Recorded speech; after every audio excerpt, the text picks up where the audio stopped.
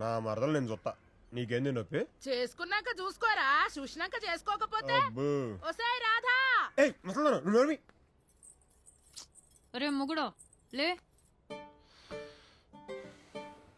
ఏందే? ఒంటి మీద జాకెట్ చింపేసేటోన్ని మగాడంటారు, బండ మీద చింపేసేటోన్ని ఏమనాలే?